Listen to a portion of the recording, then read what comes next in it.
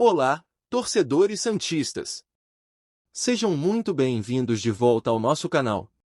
Antes de começarmos, não se esqueçam de se inscrever no canal, é fundamental para fortalecer nossa comunidade. Não se esqueçam de ativar o sininho para receber todas as nossas atualizações e deixem nos comentários de qual cidade estão assistindo, adoraríamos saber de onde vocês estão acompanhando. Hoje, trazemos 5 notícias do nosso glorioso Santos. Fiquem ligados até o final do vídeo, pois a última notícia é a mais importante. Sem mais delongas, vamos à primeira notícia. Afastado do elenco principal e treinando em horários alternativos, Júlio Furch continua rejeitando propostas para deixar o Santos. Apesar da pressão interna, o atacante argentino pretende cumprir seu contrato até dezembro de 2026. Em fevereiro, Furch recusou uma oferta do Juventude, que queria contratá-lo por empréstimo. Na negociação, o Santos se comprometeria a pagar a maior parte do salário, que ultrapassa R$1 milhão por mês, mas ainda assim o jogador preferiu permanecer. De acordo com o portal UOL Sport, mesmo afastado desde o início da temporada e fora dos planos de Pedro Caixinha, Furch segue treinando separado dos demais atletas, sem demonstrar interesse em buscar um novo clube. Agora, qualquer negociação envolvendo o atacante só poderá acontecer a partir de julho, com a abertura da próxima janela de transferências. Isso porque, como não foi inscrito no Campeonato Paulista, ele não se enquadra na janela de exceção, que termina no dia 10 de abril. A diretoria do Santos ainda busca uma rescisão amigável, mas encontra resistência. Furch, por sua vez, parece confortável com a situação e não cogita abrir mão do contrato que ainda lhe garante cerca de 1 ano e meio de salários. Em 2024, Furch chegou a atuar na Série B do Campeonato Brasileiro sob o comando de Fábio Carille, mas perdeu espaço e hoje vive uma relação distante com o clube. Segunda notícia. Neymar e Soteldo não participaram da atividade em campo realizada pelo Santos nesta quarta-feira, no CT Rei Pelé. Ambos ficaram na academia, focados em trabalhos de força física, e não treinaram com o restante do elenco. Soteldo, que foi poupado da estreia no Brasileirão contra o Vasco, entrou no intervalo do jogo contra o Bahia, mas sentiu um leve desconforto muscular durante o segundo tempo. Apesar disso, o venezuelano não preocupa o departamento médico e deve estar à disposição para enfrentar o Fluminense. Já Neymar segue em recuperação de um edema na coxa esquerda. O camisa 10 ficou fora das 2 primeiras rodadas do Brasileirão, além da semifinal do Paulistão contra o Corinthians e do amistoso diante do Coritiba. Ele treinou sem limitações na última terça-feira e, se evoluir bem nos próximos treinos, tem chances de ser relacionado para o jogo no Maracanã. Outro desfalque no treino foi o zagueiro Zé Ivaldo, que trata uma pancada sofrida no empate com o Bahia. O defensor fez apenas um trabalho de fortalecimento físico, separado do restante do grupo.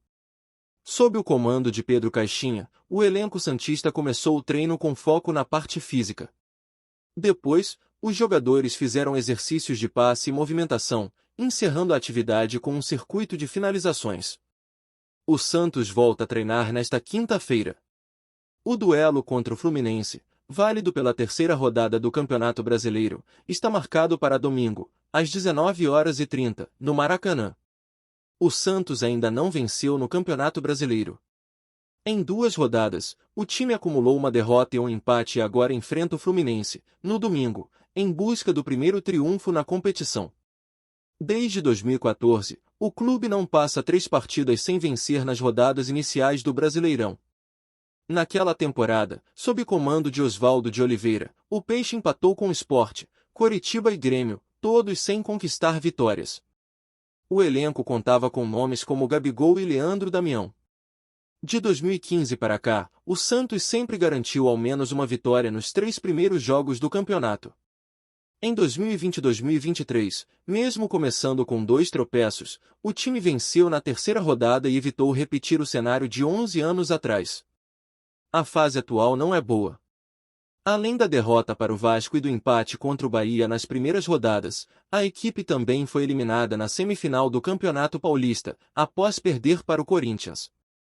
Terceira notícia. O técnico Pedro Caixinha enfrenta forte pressão no Santos após o início irregular no Campeonato Brasileiro. Em 2 jogos, o time somou apenas 1 ponto, com uma derrota e um empate. O desempenho abaixo do esperado gerou insatisfação nos bastidores. Após o empate contra o Bahia, o presidente Marcelo Teixeira e o coordenador de futebol Pedro Martins se reuniram com Caixinha no vestiário. A conversa durou cerca de 1h30 e foi marcada por cobranças. Segundo o jornalista Wagner Frederico, Marcelo Teixeira exigiu providências e pediu explicações sobre o rendimento da equipe. Pedro Martins, responsável pela contratação de Caixinha, também foi cobrado e hoje é um dos poucos que ainda defende a permanência do treinador. A diretoria acompanha a situação de perto e, caso o desempenho não melhore, a demissão de Caixinha não está descartada.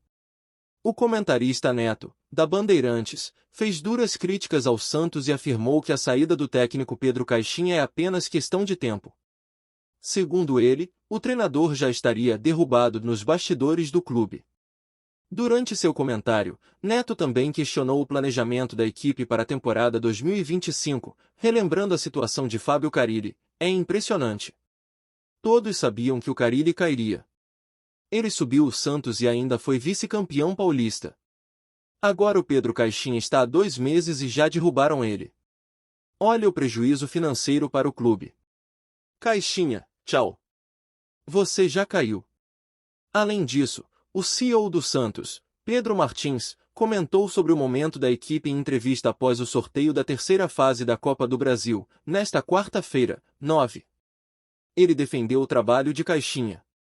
Está se esforçando para fazer a equipe responder da maneira mais rápida possível. Acredito que, passo a passo, vamos alcançar nossos objetivos. Quarta notícia. O Santos arrecadou 207,4 milhões de reais com negociações de atletas em 2024, considerando vendas, empréstimos, mecanismos de solidariedade, multas e outras receitas.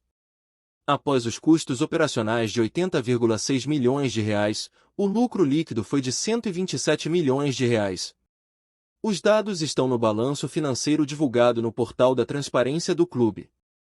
A principal venda do período foi a do atacante Marcos Leonardo ao Benfica, por 81,6 milhões de reais. Outras transações importantes foram as saídas de Jean Lucas para o Bahia, 22,9 milhões de reais, Joaquim para o Tigres, do México, 36,1 milhões de reais, e Lucas Pires para o Burnley, da Inglaterra, 9,7 milhões de reais. Os custos operacionais, que somaram 80,6 milhões de reais, envolvem comissões a empresários, taxas bancárias, impostos, percentuais a ex-clubes, custos de documentação, registros e honorários jurídicos relacionados às 23 negociações realizadas. Assim, dos 207,4 milhões de reais brutos, o Santos garantiu um ganho real de 127 milhões de reais em 2024. Quinta e última notícia de hoje. O Santos está em atraso com o Atlético Mineiro pelo pagamento dos direitos federativos do meia Patrick. A dívida foi renegociada e será quitada em 12 parcelas a partir de janeiro de 2025. A informação é do jornalista Guilherme Alves. Sem espaço no elenco, Patrick foi emprestado ao Atlético PR até o fim de 2025. Pelo Santos, o meia disputou apenas 11 partidas, 10 pela Série B e uma pelo Campeonato Paulista de 2024. Desde sua chegada, o jogador não conseguiu se firmar e era alvo constante de críticas da torcida. Com passagens por Internacional, São Paulo, Atlético Mineiro e Santos, Patrick agora integra o elenco do Atlético PR como o 13º reforço da temporada. O clube paranaense também contratou outros atletas experientes, como o goleiro Santos, ex-Fortaleza, o meia Juliano, ex-Santos, e o atacante Allan Kardec, ex-Atlético MG. E aqui encerramos mais um vídeo. Se você curtiu o vídeo, deixe seu comentário logo abaixo. Compartilhem com os outros torcedores, inscrevam-se no canal e deixem aquele like para continuarmos trazendo mais conteúdo. Até o próximo vídeo.